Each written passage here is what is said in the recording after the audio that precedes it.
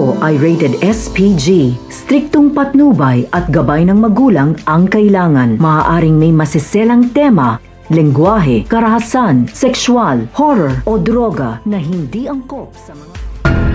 Ngayon ngang makakalaya na nga itong si Bubbles ay napatanong naman na nga itong si Tanggol dito nga kay Marcelo kung kailan nga ba darating ang abogado na aasikaso sa kanilang kaso upang mapabilis na nga ang kanilang paglaya.